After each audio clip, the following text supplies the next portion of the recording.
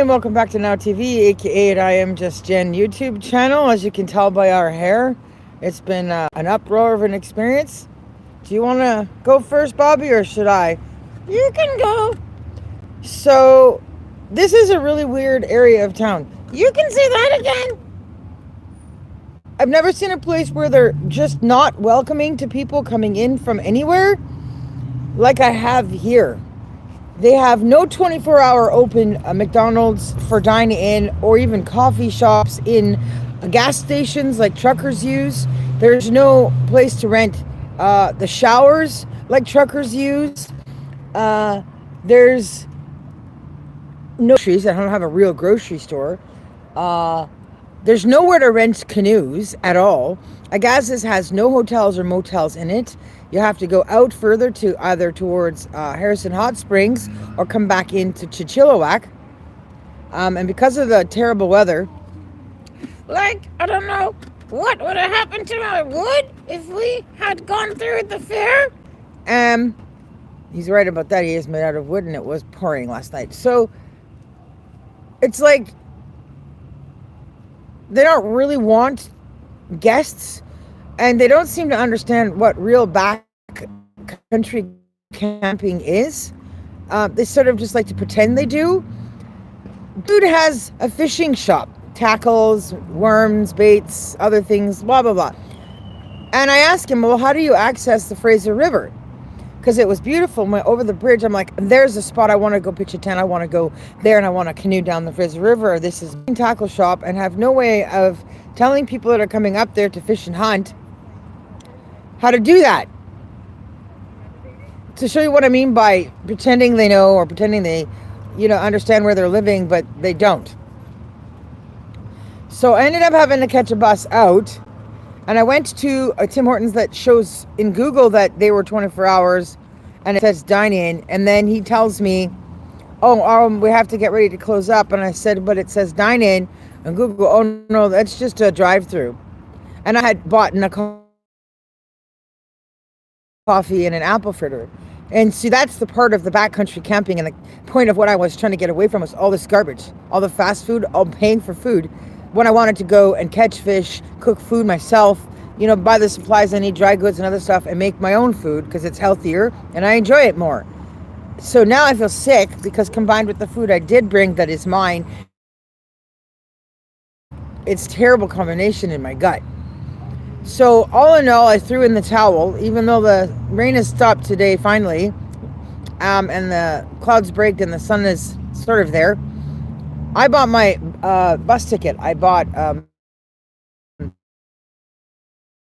bus buddy ticket back because the system was road trip from hell. You can say that again. I never want to take a bus from Vancouver to Agassiz with Jennifer. And I never want to sleep outside without a tent ever again. So that's like 2 nights without a tent, 1 night in the car, and they're surrounded by mountains. I'll give them what they need, and it doesn't hurt them. I'm not asking to camp on their property. Just direct me to where I can go. Where's the back road that leads to the bottom of a mountain or leads to an opening of the river? In Chilliwack, all the homeless people here, and there's so few homeless, it's ridiculous. Could you use them for warming shelters? They have one outdoor bathroom that people can use. So they really don't want people here, and it's not very good for how much attraction there is to this area. So the long or the shorter of it is, don't come up here if you're not in a car on your own or if you haven't prepared in advance. I couldn't even find places to charge my phone long enough to figure out what else I could do. And I couldn't find a tent for the life of me on Facebook Market. Nobody has tents. They have rips or tears in the material, and they're still asking too much money, even with all those problems. And when I found one thing for renting for a week for me to do backcountry canoeing and kayaking kind of thing, there was only one place that's willing to rent a kayak for a week for $120. But that kayak would never hold my backpack. Would never hold Bobby and me. I could never go anywhere in that kayak for a week. You'd have to like constantly go back to your car and drive the car further up and then go out and kayak again. And that's not backcountry camping or fishing or canoeing. So I almost feel like I need to come up here and start being a trail guide. Like start teaching people and taking them out and showing them the ropes and understand like you need to leave your creature comforts of your houses and your mortgages and your fridges and take off your makeup and high heels and get a little dirt under your fingernails and sleep outside under the stars. That part I did enjoy, and I'm regretting that I have to go back to my place tonight and sleep indoors because the whole point was to get away from that. The good news is I still have a week off. So after I get my car back, maybe I can still get to the island at least and visit the family cemetery. And Bobby will get to watch a movie on the TV in the car. I just want to watch a movie in the Volvo on the TV. So we will probably also get to the drive-in theater in Langley to still get to watch Beetlejuice 2. But I had talked to somebody who said I don't find the people all that friendly, so she moved out to Hope. And boy, did I get the experience that she was talking about loud and clear. I've never seen a place doesn't want truckers eating food and taking breaks and showers and not wanting their money for it. It's just not like the rest of Canada at all. So there's lots of room for growth and improvements in the small community here where they're clearly missing the experiences of what it's like in the bigger part of the rest of Canada because they obviously haven't been there and experienced it because they don't provide it here. But we've survived. We got 4 days here, which is better than no days. And now I've come prepared to know what to come back and do to get it right next time.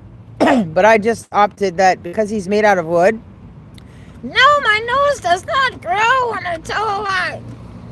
I didn't want to damage him anymore. And the 8 hours of hell on buses coming up here using the transit card, I'm still aching and I don't know how long it's going to take me to get over that. So Bobby and me and our real world adventures continues during the 1 week of vacay time I still have left, and we'll stay in touch with all of you and how that goes on the other side. We should be back in Vancouver by 9:30, and hopefully I can carry the load on my back all the way home one last time, and then I get my car either Tuesday night or Wednesday morning, and then replan for what I can do for another few days with Bobby. And we'll let you guys see what comes when it comes. So thanks for watching. Thanks for watching our TV. Hi, Howie. Can you tell my mom and dad, brother and sister and the twins I said hi? I like it in the real world and they should come and join me. So, yeah, peace out, everyone. Still waiting to hear back about the publishing on the book for Smallville movie book number 1. That's a good sign. No news is good news. That means they're busy editing and proofing and doing all their thing that I pay them to do. So I'm excited to get that book and hold copies of it up for everybody to see. And I'm looking forward to Tom Welling reading it and his reaction and going from there. So peace out, everybody. Have a better end of September than I have been having so far. Bye.